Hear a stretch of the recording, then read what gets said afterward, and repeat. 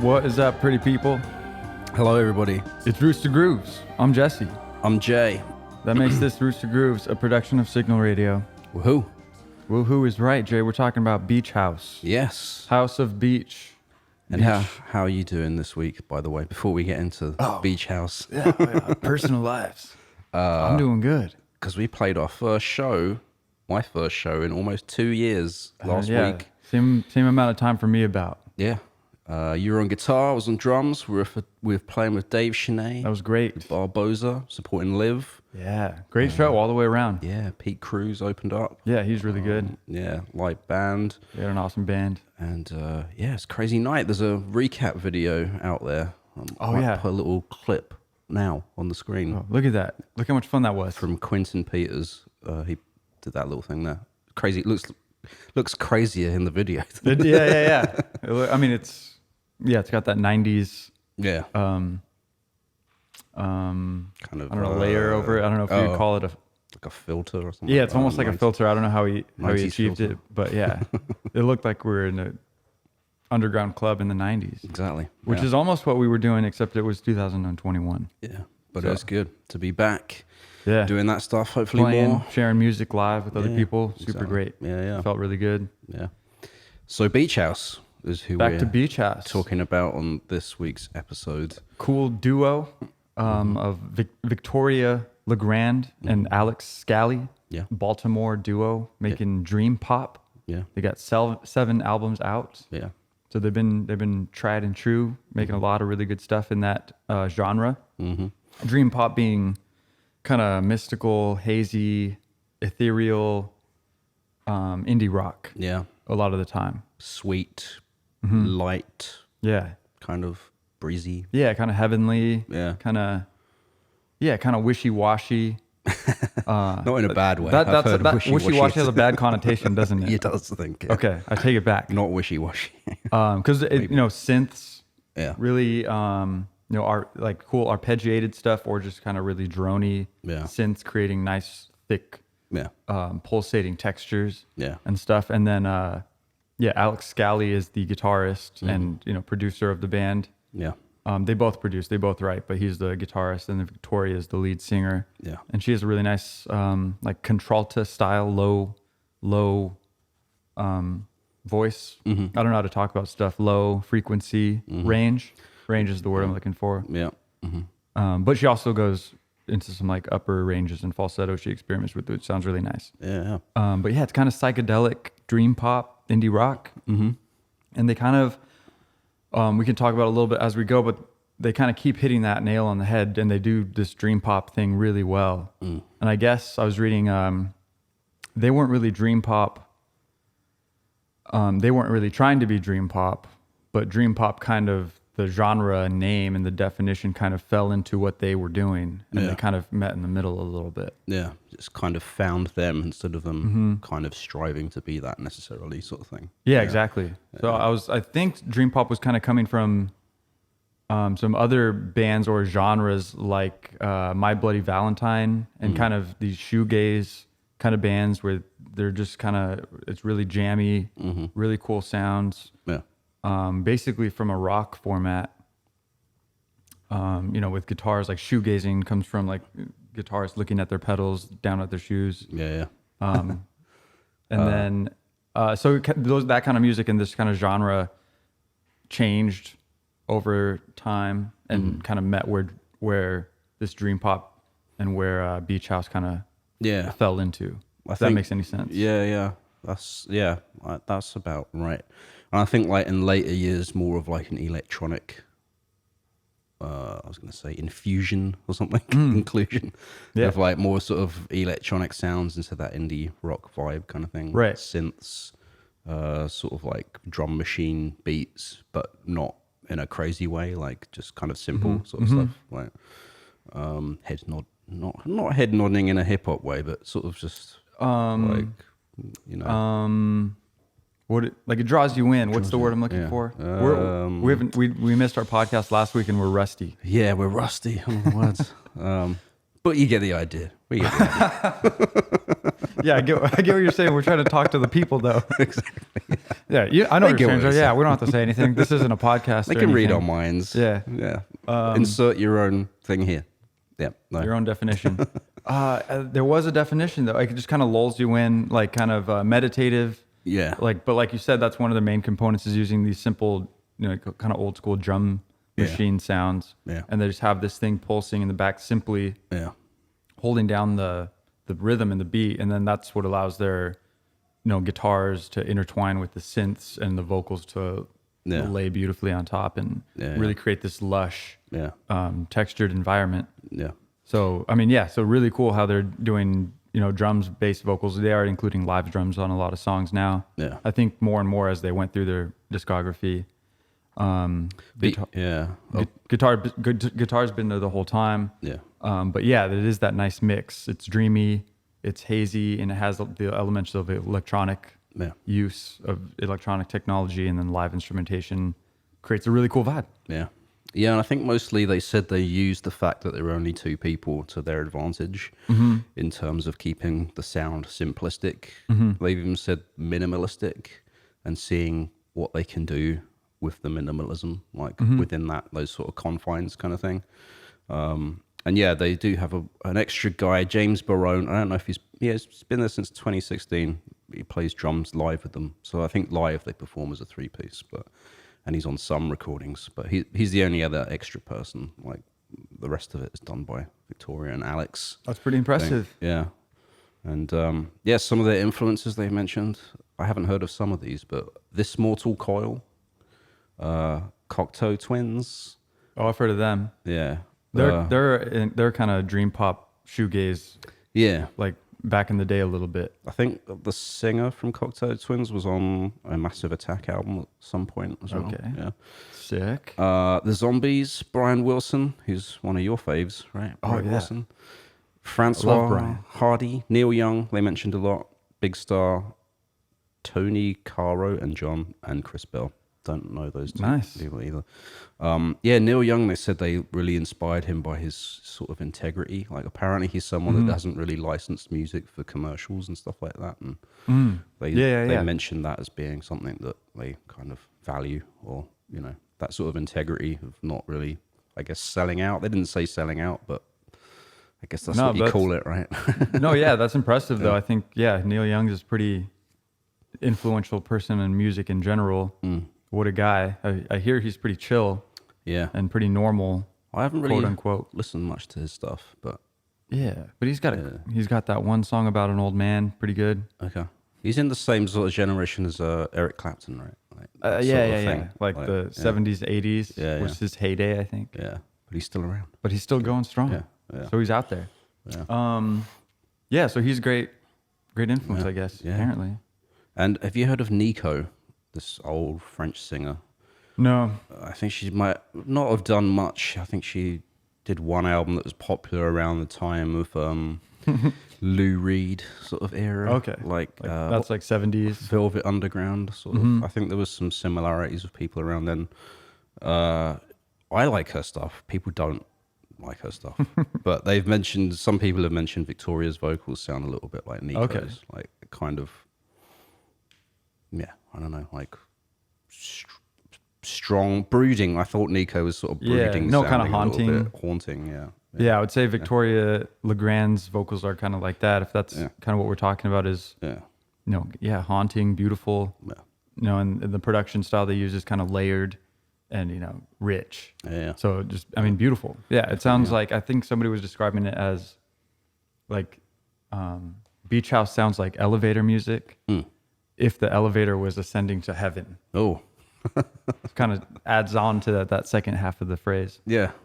Which it makes sense. It feels like really like, special. Especially that first song we played as well. I could get that vibe. Yeah, 100%. Space Song is what we opened up with. Yeah. From Depression Cherry. So I wanted to play that one because that was kind of one of the songs that I heard. It probably came on my Spotify liked playlist or similar listens or whatever like that. And that's kind of how I discovered them and got into them on that album, Depression Cherry. I've only heard the name Beach House referenced here and there. I think we might have touched on them a little bit in the episode for Grizzly Bear, because Yeah. I think they went on tour with them, and Victoria did some vocals on some Grizzly Bear tracks, including the tracks that Grizzly Bear did for the Twilight soundtrack. She was on that, apparently. Oh, cool. Yeah, so. Yeah, awesome. So another good connection. I think Beach House has made a name for themselves. Yeah. They came out with that first album. I don't know if it was the self-titled one. I can't remember. Yeah, 2006. Yeah. Beach House. So, Self-titled.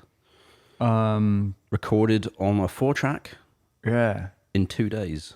Yeah, so they started pretty the DIY. basement. Yeah, totally. Just DIY, like a simple setup. Yeah. As far as their production goes. Real quick, before we get into that, should we go into their background a little bit? Let's do it. Yeah. If everyone's down, are you guys with us? You still with us? All right. Yeah. I don't know if we lost a couple, but thanks for being here. Victoria Legrand, born in Paris, France, May 28, 1981. So she's got that soft, haunting, awesome range, contralto voice. I guess she trained on piano, and she played that until she was 18. Yeah. So obviously she's utilizing her key skills, transferred more to synths and stuff for Beach House. Yeah. She studied drama in college, whatever, pre-grad, what do they call them? Undergrad? I don't know. I don't know. I didn't go to school. Yeah. I finished. I didn't do. Yeah, I dropped out. She studied at the International Theatre School of Jacques Lecoq. Jacques Lecoq. Sorry. Yeah, no, I think that's right. In Jacques France, Lecoq. in Paris, I think. Yeah. Yeah, I think she went to school, like undergrad school or whatever. Then she moved to Paris and went to that school. Right. So she was doing a lot of school. Yeah. She liked school a lot. Yeah. But she was studying drama at the LaCroix. It's interesting. Do you think she'll act at some point, or is she like, nah? Maybe their whole band is an act. Ooh. Oh, well, that's something we can talk about later. It's a very interesting story. Okay. People stick around. Okay. Ooh, little teaser. Not there yet. We'll be right back after this message. But she has a famous family. Her uncle was Michel Legrand, who's a famous composer for movies. Oh, I didn't know her family was connected with music. Totally, yeah. And his her aunt, who was Michel Legrand's husband, I think, she was in a group called the Signl sisters. Sounds fun. Yeah. I think they're English, the Signl sisters. I'm not sure. But The Swinglers. The Swinglers. Yeah, so that's crazy. And as a teenager, she was in a Led Zeppelin cover band. That's what nice. Wikipedia says here. Dope. Yeah, so pretty cool. I mean, yeah, Michel Legrand, like a lot of people that are really deep into music or movies have heard of him. Like he's like on the level of like Lalo Schifrin, you know, don't know his name maybe. Same level but of like, people that I don't know. Exactly. Exactly. But should know. But should know. And now you do. Yeah. So. That's what we're here to learn. Exactly. We're here to learn. Yeah. So awesome. Yeah. Good tips. Yeah. So she studied drama, moved back to Philly. Yeah. Guess so full circle, she's back and she had a Led Zeppelin cover band, and then when she was back, she was more into the indie rock scene. Yeah. And kind of instilled herself in there and was like, "What's up? Yeah. I want to mess around in this arena." Yeah. And started playing with some bands. I guess she had a band. Yeah. And they were kind of on the rocks as far as productivity. Yeah. I don't remember what it was called or anything. Yeah. But it was kind of like rocky as far as what they were able to accomplish, or I don't know if there was bickering or what, but it wasn't usual working. Band stuff, right? Yeah, just a band. Can't get your shit together kind of thing. Exactly, a band. I guess they needed a bass player. Yeah. And then she was looking around, asking around, and she found Alex Scally. Yeah. Our guy. Yeah. Our guitarist. Yeah. Guitar, bass guitar, same, different. Yeah. Same but different. Yeah. And then that's how they kind of, I don't know, they formed a connection, and then he kind of took her out of that band. Yeah. Mutual decision, I'm sure. I don't know the full story. Yeah, he said they weren't really getting their stuff together, so he stole her away or something, he said. Yeah, so you come with me, let's do our own thing. Yeah. And they were born. Yeah. And eventually just started writing stuff until they had an album, and they were like, we need a name. Yeah. And I mean, I guess that's Beach House. That's Beach House. Yeah, they said about the name, they tried hard to try and think of something, and they had all these different things about plants like wisteria and stuff like that. And then they were like, this isn't working. And then somehow, somewhere, Beach House just came to them out of nowhere. They were just like, that's so good. Yeah, I don't see how it makes sense with their music at all. You don't? I mean, I feel good about it. Coastal, ocean, Yeah, breezy stuff. That's what I attached to that name. But yeah, I don't know. Yeah, no, I guess. Yeah. And I guess the word house makes me think of like house music. Oh, really? Does it? And which is electronic, and they have a little bit of electronic influence in here. Yeah. Throughout their music. So I guess I mean, don't get me wrong, it feels good and I like the name. Yeah. I feel like it matches. It's a bit. It's not a very standout name. Like it's a little bit wishy-washy. Ooh, because we know that's a bad word. No, it's not wishy. But you know what I mean? It's not. It's just kind of like it's just a name. It's not really like something. It's not indicative crazy. of something, or it's not like Grizzly Bear. It's like, oh, that's a crazy name. Yeah. Like, yeah, that a lot of energy attached to something like Grizzly Bear. Yeah, you think of things like edgy or Beach whatever. house sounds chill. Like a house on a beach. Yeah. It's just breezy in the sunset. Kind of like washed out. Washed out's a good, nice name. I like that because it's like washing over you. Washed out. Yeah. You know, I'm washed out. yeah. We should do a show on him, by the way. I don't think we have yet. Oh, washed out as an artist? Yeah. Oh, I thought you were just saying as a feeling. He came up on Tori Amar episode because they know each other. Similar chill wave. He did the opening theme tune to Portlandia. Or oh yeah, no, we talked about that. Yeah. Now I recognize that. well, now. that was like a song he did, and they used it or whatever. Uh-huh. But anyway, yeah, that's dope. yeah. But yeah, no, I think like Alex and Victoria from Beach House, it was really that bond over music. They said, I think like they met each other through the music scene in Baltimore, right? Baltimore, Right. Yeah. And like she met him one day on the porch of his family home and gave him a CD just full of music kind of thing.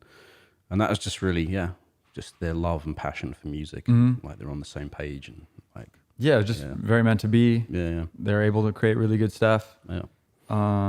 Yeah, I guess they just started working on songs. As far as their songwriting goes, they slowly build it up until there's nothing to really take away or to add. Yeah. And that's when they kind of feel like it's done. Yeah.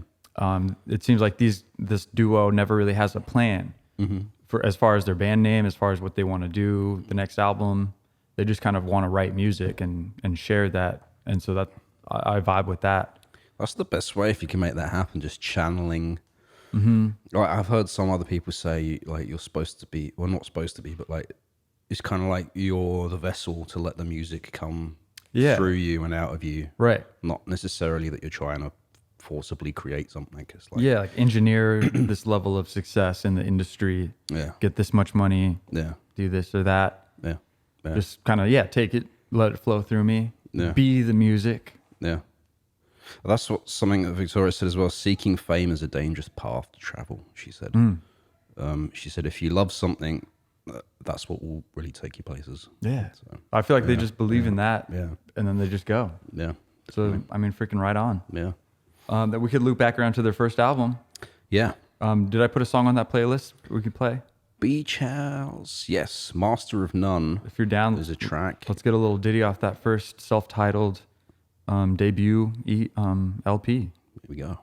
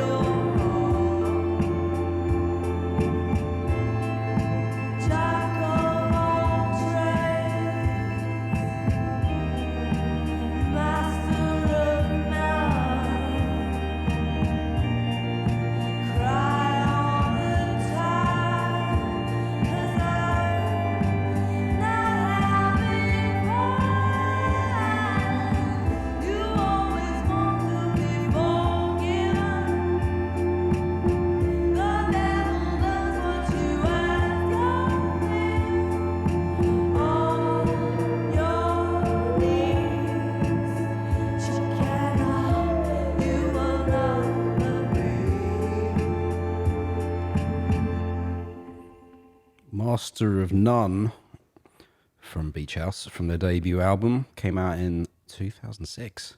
Long time ago. Yeah. I don't know. Years are crazy. I moved here in 2007. It was like yesterday, but it's a long time ago now. I know. Over a decade. Time's flying. That's what we got to make sure to be grateful and be in the moment. Yes. Now, the present. Right now. Maybe? Right now. Now. If you need to keep rewinding this video over and over to be right now, do it. Rewind to now. Yeah. Finish it, then hit it again. Yeah. Hit that subscribe too. Just kidding. Thank you for being here, everybody. But yeah, so first album, self-titled. Yeah. It's a bunch of that stuff. It's like Beach House, but it was Beach House figuring out how to be Beach House. Yeah. So it's not so elegantly textured and stuff, but you can see the bare bones of what they built. Yeah. And they're on their way. Definitely, so good songs. They're good songwriters. Yeah.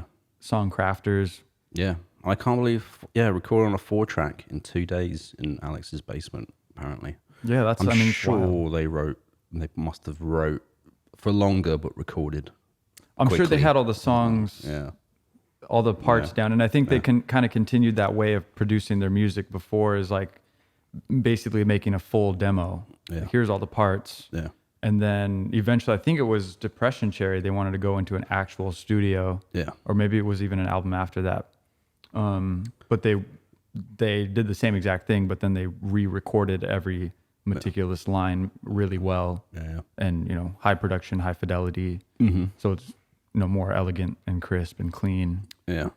So I just think they were just figuring out their production. That whole album's pretty good. Definitely. As is the next one. Yeah. And the DIY approach as well. Like they said, like when they first came out and were releasing stuff, Sub Pop were interested and they were sort of talking with them and stuff like that. But they said nothing really came of it. And they were like, well, we're just going to continue doing our thing anyway. We're not going to wait for Sub Pop to sign us or whatever. Like, which is great. I like that approach. Probably said it a million times before. Like, don't wait for someone else to, before you can move forward to do stuff. Like, be in control of. Do. Yeah, exactly. Don't think, do. Yeah, exactly. Which is cool. So they weren't on Sub Pop for this first album. No, not for the first couple. It wasn't until their third one, 2010, Teen Dream, where Sub Pop finally signed them, and they had like more cash to work with, like to get a bigger studio, get a producer involved. I think. Yeah, I mean, I don't know if were we skipping over Devotion? Is that second Devotion album? was their second one. Yeah. So I mean, I just have a couple notes. It's cleaner than their self-titled. It's a little bit more dynamic. Yeah. It's still really tied to that dream pop vibe. Yeah. And it was just like one more step in the direction of what Beach House is known for now. Yeah. So just more good stuff. Yeah. But then we go to the next album. Yeah. Is that Depression Cherry? Well, so Teen Dream is the third one. Oh no, my bad. That's what I mean. Teen Yeah. Dream. So that's kind of, 2010. I think, one of their kind of breakout albums. That one, like we said, on a label, Yeah. had a little more money. Yeah. The songs packed more of a punch. Yeah. So that was 2010. That whole album's exciting. It's versatile. Yeah, Alex said we desperately wanted to rock. I think because the first 2 albums have been pretty chill and they've done a lot of live stuff and touring. Right. And I think I can't remember which bands we've talked about this, but we have touched upon this. Our people have said before about the fact of touring and playing live is like a different energy. And once you like feel that energy on stage and with the audience, you kind of want to capture that. Yeah. In the music going forward kind of thing that you record and put out and stuff like that. That's kind of what happened here with Teen Dream. That's what informed them to sort of write a bit differently and like get a bit more energetic. But it's kind of funny because I listen to this album, I still feels chill to me. I think because they even struggle to get away from what they're really good at. Yeah. I think they know they're good at that, and even if they try to, you listen to the albums and you can hear them branch out a little bit. Yeah. But it still winds up being a different version of that same thing that they're really good at, which is quote unquote dream pop. Yeah, which I think is just what naturally comes through them, kind of thing. When they're writing. And exactly, stuff, right? And they just let that come through, like you said, flow through, rather than being like, oh, let's not do this because that's too much of the same, or let's not do this. Like if it feels good at the moment, then they'll follow through with it, and it seems to be working. Teen Dream was great, just reached a higher level of critical acclaim, and I think kind of solidified them as a as a real group in that genre. Yeah. And just in the music industry in general. Yeah, produced by Chris Coady, who's worked with Yeah Yeah Yeahs and Grizzly Bear as well, I think. Yeah. Yeah, and Sub Pop being behind them, getting that sort of extra marketing boost, getting more exposure in press and TV shows and stuff. I think they might have done some late show stuff or something like that for the first time ever. Yeah, I'm sure. Yeah. I think it was also the first album where they had live drums. Yeah. At least more heavily prominent. Yeah. So good stuff. Good stuff. That's Teen Dream.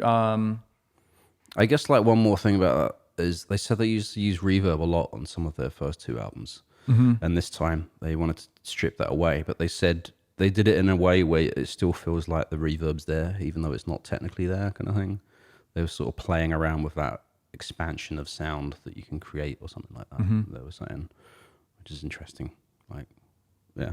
No, that is cool. I think one of the things, I think it was Alex saying that they're hunters of sound. So they are trying to, lock in these sounds, even if they don't know what it is at first. They're trying to experiment and find these sound, and whatever works, that's what they're going to go with. Yeah. So I mean, good stuff. Yeah. Apparently, Jay-Z and Beyonce have been seen at their shows as well. Just wanted to throw that in there.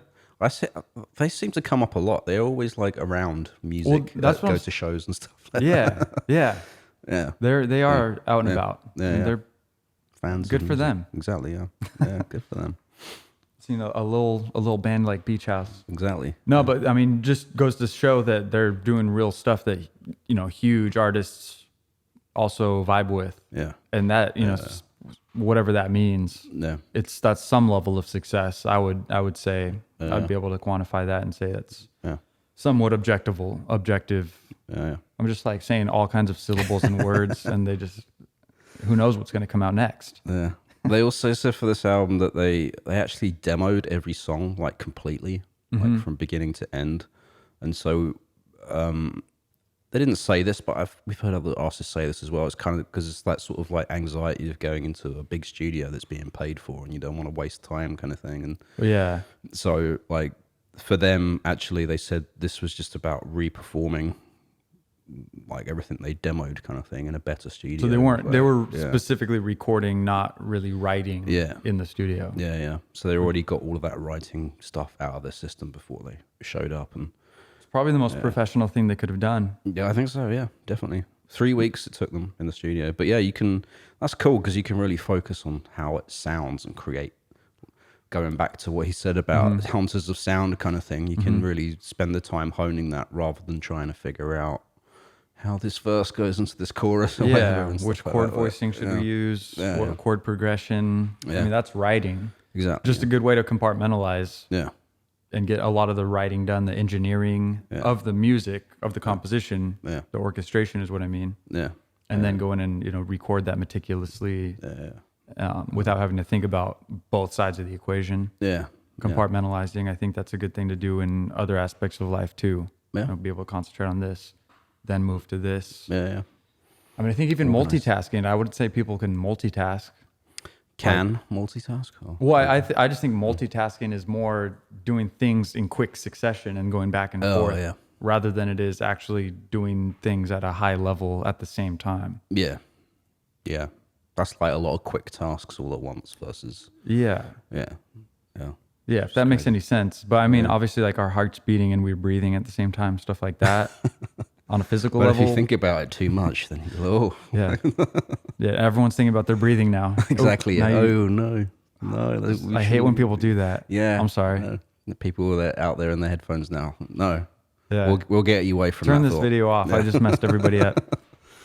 And yeah, I guess like the other thing about their writing or like producing songs in the studio is they say that, like Alex has said this, that he said it's kind of easy sometimes to lose the magic of a song, kind of thing, by like how it's kind of like a delicate structure where if you like change just a couple of things, it could all like fall apart real easily and really quickly, sort of thing. And so that's something they've talked about and that Alex thinks about in terms of like being very mindful or careful about how to structure the recorded version of the song to not lose like the original essence that got them excited about the idea in the first place, and other things. They said this one track, Norway, I'm not sure which album it's on, but they said it was like their most difficult one to record because of those things I just said. Like they like changed a little thing, and it's like, oh no, it's Then all, if you change that, you got to change that now. Exactly. But if you change that, this doesn't work. Exactly, yeah. Which is crazy to think about. We haven't heard many artists talk about that, I don't think yet. Like that sort of, delicate balance of how it's structured kind of thing. Yeah, and it's like, in a way, it kind of becomes mathematical. Yeah. Because like, oh, if you do this to this equation, then you have to do this. Yeah. And then, vice versa. And this is built upon this foundation, this synth or this guitar part works with this vocal part. But if you change that. Yeah. So, I mean. It's like that track we just played, Master of None. I was listening to it and it's like really heavy on like the synths and they sort of rise and then they go back down. But they're very heavy in the song, heavy presence. Right. Like, and if like, I could see if you could added anything else in there, like more backing vocals, it would clash with it. Or if you took it out, then it would be like the song would be empty kind of thing. So it's like really interesting how simple it is, but yet like any of those changes could like really mess with it sort of thing. Like, yeah, I mean, it's meticulous. And then it's like you open up a whole can of worms or like a Pandora's box. Like there's an infinite amount of things you could do to your own song, your own art. Yeah. Like a painting. Like you can put a little more paint there. Right. A little more paint there. Yeah. You can keep painting until it's a new painting. Well, that's scary to me because I feel like you can't undo it. You just have to keep painting over it, right? If you mess it up. Yeah, basically, you can paint as many layers over on top of it. It's going to be much harder to take that paint off. There might be a way to do that in some mediums of paint, but Which is separate digression, but there have been some famous paintings out there where they've scanned them and they've seen different versions underneath. Oh, really? The finished version, yeah. Which is crazy. That's kind of wild. And yes, they've had these tools that are able to like actually reveal it, and there's like they show you like what it looked at a certain point. Oh, kind of thing, man. which is The artist is probably like, bro, you're not supposed to. I painted over it for a reason. Exactly. I didn't want that to be seen. Yeah. And they're just showing everybody. They're probably selling them as NFTs now. Oh yeah, you probably. Can buy the previous. I think the Mona Lisa layers. was even like that as well. Yeah. Really? Yeah, the finished version was like, like not the same. not the same as where he started, kind of thing. I didn't know that. Yeah. It's scary to think about how many paintings exist underneath the paintings that we all know. Yeah. Damn, that's kind of deep, Jay. That's like you've just come up with a saying there. Yeah. Add that to the glossary or whatever. Yeah, put in my book of phrases. Exactly. Yeah. I'll have to add that. All right, where are we at then? We're talking about we had Devotion, Teen Dream, 2010. Yeah. Then Bloom. Yeah. 2012. Yeah, that one's another solid, consistent album. They're not reinventing the wheel every time they come to the studio. No. I don't want to say more of the same. Yeah. But it's more better stuff. More better. More similar, better. Kind of that distant drum machines. Yeah. Using dreamy guitars. Yeah. More reverb than the previous Teen Dream. Yeah. Mm-hmm. Victoria's nice, big, slow vocals, great melodies. Mm-hmm. Still got her organs in there. Mm-hmm. Just everything. This is where they're coming into themselves, and everything's very well crafted. Yeah. None of it's, like Beatles or Beach Boys. Like everything is crafted. Every moment means something. Every guitar part adds something and means something within the context of the track. Mm-hmm. They're not just like, play some chords, do a solo. Yeah. Kind of, jammy, which I really like. Yeah. What else I got? Yeah, just good songcraft. Yeah. Droney synths on this, really melodic, nice arpeggios with like synths. Mm-hmm. They're kind of cute, kind of. Okay. They use those a lot, so it's pretty good. That's all I got. Do we have a track to play off that, or should we move on? Do we? Yeah, we do. Oh, I think I put Myth on there. Myth. We should play Myth because that's some really great music. All right, here we go.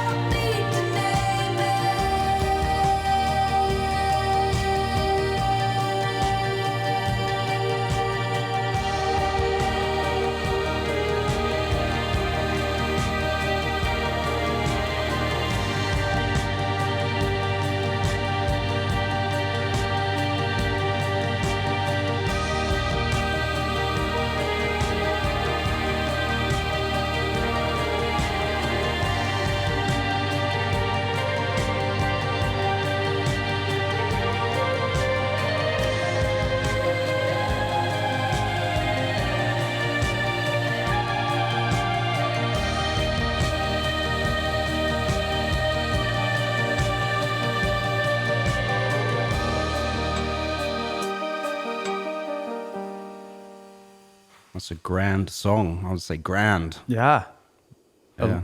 Victoria Legrand. Aha, there you go. I didn't even get that. There you go. Oof, got you You all got- yeah. out of nowhere. Didn't know what hit you. That's kind of what I bring to the podcast game, Jay. Yeah, it's very good. know? Very good. I'm a comedian, okay? Yeah, should do a spin-off episode Yeah. of stand-up comedy from Yeah. Jesse. Yeah. This is what kicked off my comedy career. Yeah, no one would have guessed it. No, Why yeah. not? But, yeah. So look for me at a stadium tour near you for comedy. You're not starting small. You're just going to pack out a No, stadium. yeah, So, you know, I'm gonna try to sell out T-Mobile Arena yeah. right off the bat. Be like 3 people, spaced, socially Hey, distanced. thanks for not believing in me. Whatever, Jay. Forget it. I quit. I believe. Oh, you Okay, wait a minute. You already Well, quit. nobody believed in me.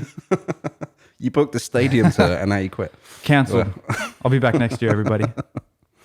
Okay, where we at? So Beach House. I mean, awesome band. Yeah. We just listened to Myth off of Bloom. Yeah, so they said they recorded a short film called Forever Still for this, inspired by Pink Floyd's Live at Pompeii. That was their inspiration for that. It features them performing at various places and locations around Tornillo, Texas, of all places. I'm not Yeah, sure. got it. Everyone, you Yeah. got to have a video from Texas. Yeah. They also said about that because up until this point, from 2006 to 2012, they said they'd done a lot of like performances, videoed performances, radio appearances, and stuff like that. And apparently, they said they hadn't really been happy with how those were produced by the various production companies or whatever, and that did it and stuff like that. So they wanted to have a little bit more control over that and putting together like a live performance video that was something that they were proud of, like music wise or whatever. It's like I can understand that. I did a KXP in studio session and the sound, I liked it. It was a great experience, but it had this weird reverby sound that I haven't heard on other things that's been recorded there. Like Crumbin didn't have that sound and stuff. That you could hear after the fact. Yeah, like some of the In the band production. members were like, yeah, wouldn't have mixed it that way or produced it that way or whatever kind of thing. So They So- added that, like the production engineer. I'm not Just sure. added that for fun. It was weird. It was to me. It sounds like just the room. Like you can hear the drums in the room. It's like a roomy vibe kind of thing. But I haven't heard that on other bands that have been in that same space. So I don't know. I Interesting. don't know what they did, but you know. So, but just to Come say, on, that- KXP, do Yeah. better. I liked it, but yeah, just to say that I think Alex and that was saying that they've experienced that like too many times with different things, and it kind of bugs them, I guess. Like, Yeah, no, but all the more reason Yeah. to want to have your content Yeah. sounding the way you want it to sound, Yeah. how it's meant to be sounding, Yeah. coming through the speakers. Video's the future, so it's great to have good audio and your band on video and audio how you like it. yeah, it's part of the package now. Something you have to think Yeah. about as an artist. All of that, the visuals and presentation and stuff like that. Yeah. So many things to do. If you're a musician, you're wearing a lot of hats. Yeah. And especially, people like Beach House, DIY approach, as well. Mm-hmm. They said like they didn't have like a manager until like deep into their game either. Yeah. And stuff like that.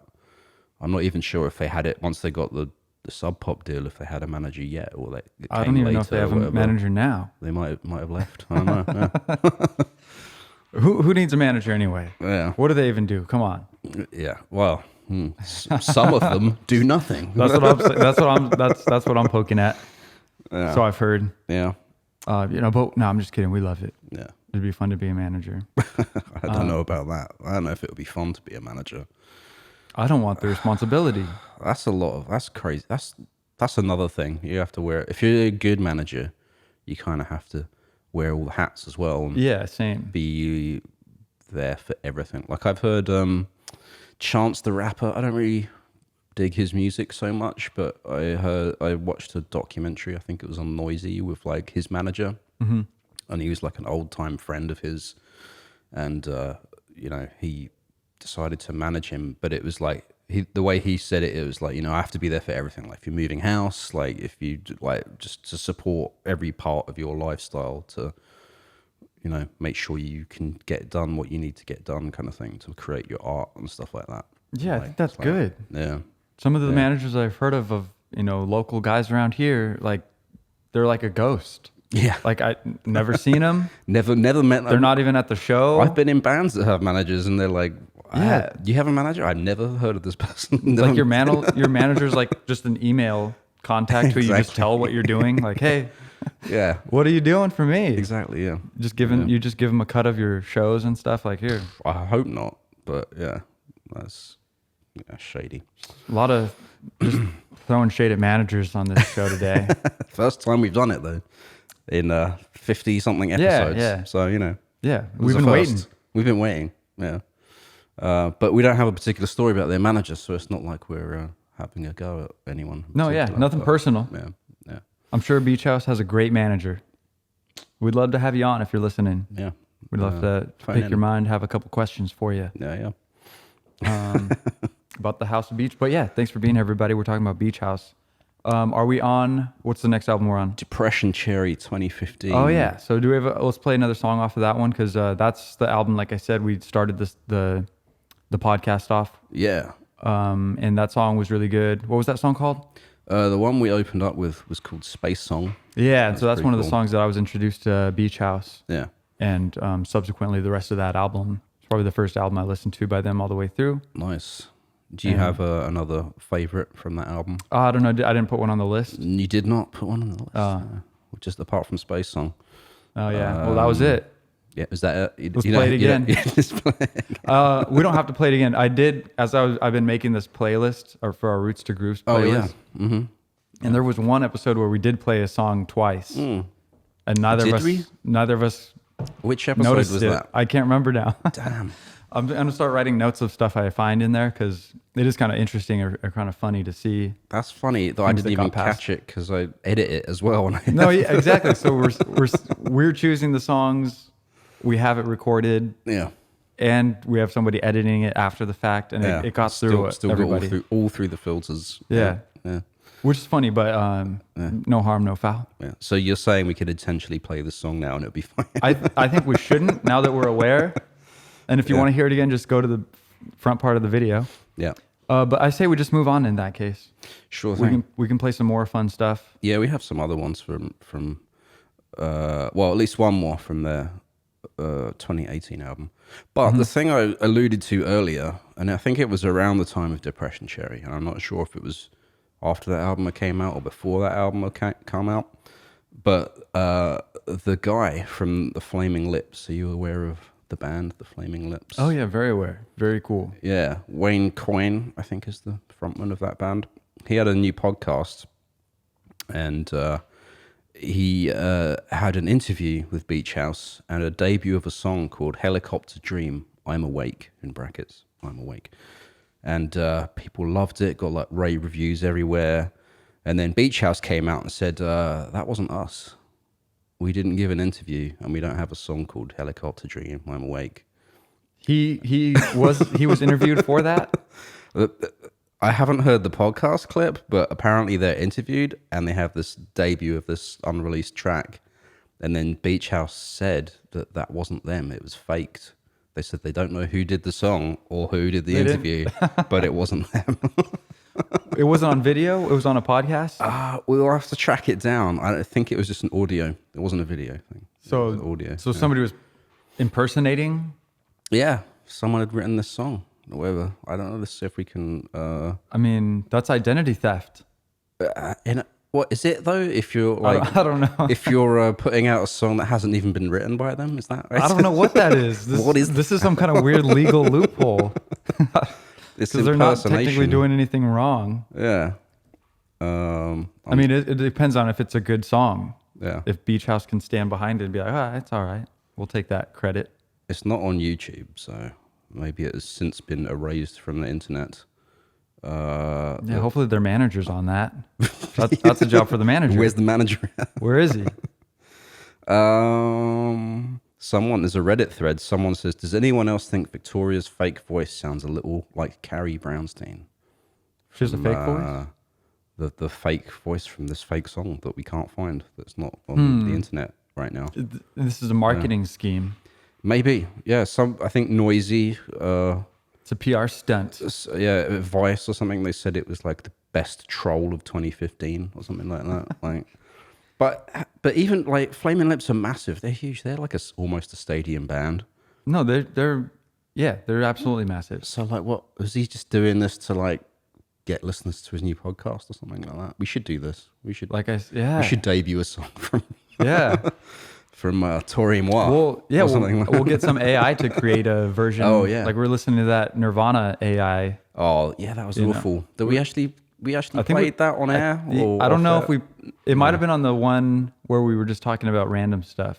Yeah, it may have been that episode the that unreleased that's unreleased to come out. Bonus, join our Patreon. Yeah. Release it. We don't have a Patreon. No, we don't. We give this to you guys for free, by the way. Yeah. Not sponsored by anybody either. Yeah, exactly.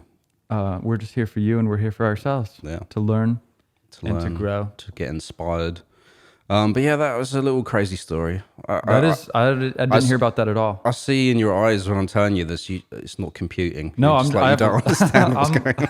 I'm understanding less and less the more you tell me about the situation.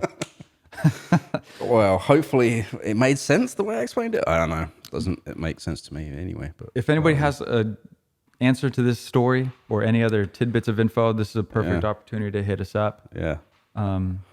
We'll say it at the end, but give us that email real quick. rootstogrooves@signalradio.com, SIGNL radio.com. Yeah. Yeah, if you want to say something. You can write a YouTube comment as well. That helps us out. Valid. But yeah, so coming back to then 2015 Depression Cherry. They actually recorded 2 albums back to back. Yeah, both in 2015. Yeah. They dropped them. That's pretty cool. Yeah, both released in the same year. Thank You, Your Lucky Stars was the other one as well. They said although they did them both at the same time, they felt like that they should be 2 distinct, unconnected works, which is interesting. I'm not sure how they got to that conclusion. I do know though that Alex likes to think about song order and sequence of the releases and stuff like that. He's mentioned that a lot. He said they think about it a lot, and he said he even writes it down, the order of things, sometimes even before I think they've written the tracks fully or whatever. Yeah. It's kind of like dreaming about what it could be kind of thing. So maybe it was part of that. Maybe like they wrote all of these songs and then they did like the flow of songs for Depression Cherry and were like, oh shit, we have all these other songs that we didn't fit on this album.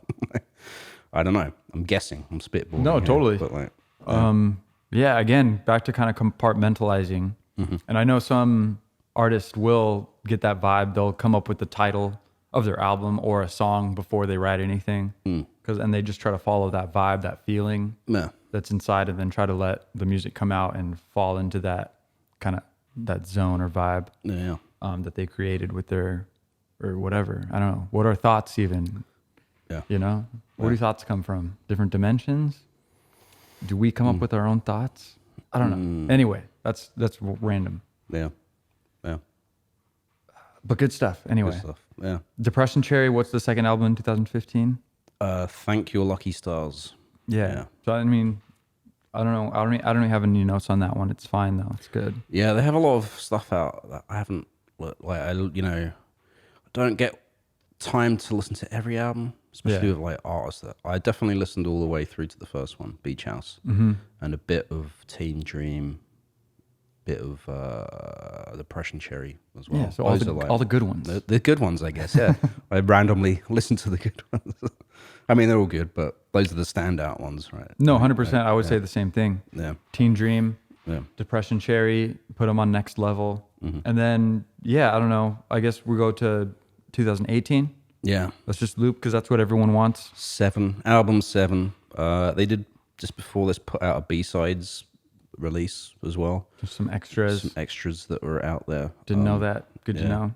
But the 7th album, just called 7. Chris Coaddy again producing on this. So I mean, he added a whole new dimension to their music. I think this was a nice departure from what they had been doing. Yeah. The past 6 albums, and still kind of more of the same. But I think that guy on production helped gloss it up and make it feel new and make it feel fresh and clear. Same good songwriting, same good melodies, Same good kind of electronic-y beat, but real chill with guitars and synths going still. It's pretty poppy. It is a little shoegazy. It's still very much dream pop as we have described it to be, but it's dreamy, it's haunting, textured, colorful, and probably at most luscious. Yeah. So this was probably the one album that I was like, okay, I really messed with these guys. After Depression Cherry, and then I found this one, and really good all the way through, really solid.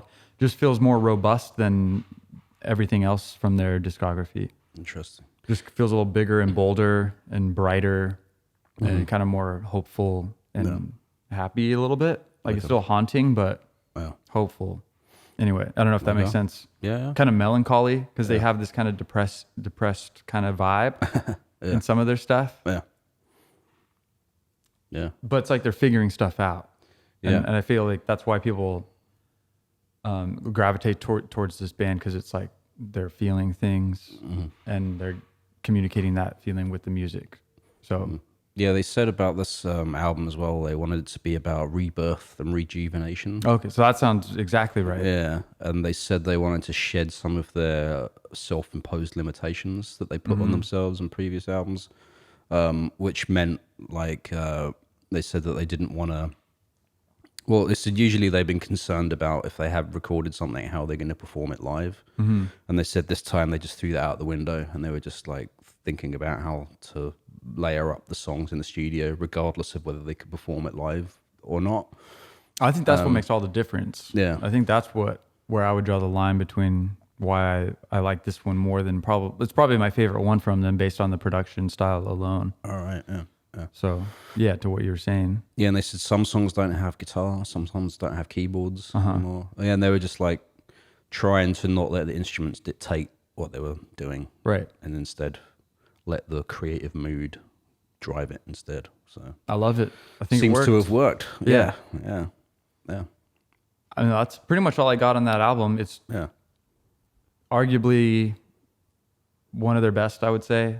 It's hard to put it above some of the earlier albums, which, kind of put them on the map in the first place. Yeah. But I just think they really did a good job with everything came together. Their songwriting, their production style, the engineering, production, and recording of the album. Yeah. And this kind of beach house vibe that they, came up with. Yeah. So it's really good all the way around. Cool. 7. I might say start there if you're just getting into beach house. Great. Yeah. Other than that, that's the last album they released, yeah? Yeah, that's it. 3 years ago now. Yeah. Yeah. So, Yeah. What are they doing? Where's the manager? With this manager guy. Or gal? We don't know. I bet he's missing. That's why they don't have another album released by now. Well, got lost. They in went through the quarantine. whole. I mean, this was 2 years before pandemic. Oh yeah. 7 dropped, Yeah. and they went through the whole pandemic unreleased, not releasing anything. It's interesting. I mean, since they've been basically had a career in music since 2006, it might be one of those circumstances where they're like, let's chill out for a bit kind of thing. Because all that touring as well was like insane, And they were touring a lot. Yeah. So I'm just joking around. They deserve a break if that's what they want. I fully support them. If that's what they're doing, we don't know. It's fun getting good albums from great artists. Yeah. That's all I'm saying as a fan, as a listener. Yeah. Person on the outside, objectively speaking. Yeah. But yeah, great stuff. I don't know. You got anything else on Beach House? That's about it. I said everything I wanted to say. Yeah, me too. And a little less. Not a little. No. What do you want to say? You want to add something? I wish I could have expanded a little bit more on the fake song thing from the podcast. That took me by surprise. I had no idea. Just as a crazy story. Yeah, because I came across that and I was like, what? This doesn't make any sense. What? Yeah. No, we'll have to bring that up in another episode. I'm sure it'll come up somehow, some way. Yeah. And by then we'll have looked it up. Exactly. We'll just got to remember. But yeah, we can play out with a track from 7. Yeah. Dark Spring. Yeah. I think that's going to be a good one. Pumped for everybody to hear it. Yeah. But like we said, if you have any tidbits of information on that weird story, let us know. Yeah. Questions for us, cool facts, factoids, or anything at all, get in touch with us. Corrections, whatever. Yeah. Roots to Grooves at signalradio.com. SIGNL radio.com. We've had a few people write into us, including Kekigok and Moyo. Yeah. Yeah, so that's great. He was the first person to email us. So. And there's some girl named Jessica. Yeah, on from TikTok. From TikTok. Yeah, great. Did Arlo Parks at her suggestion. So yeah, suggestions as well. Mm-hmm. It's yeah, cool. We're here for you guys. Yeah. Hopefully you're there for us. Yeah. We just love sharing all this cool info with you guys. Yeah. So thanks for being here. This has been Roots to Grooves. I'm Jesse. I'm Jay. And we out. And this is Dark Spring Beach House. Yeet.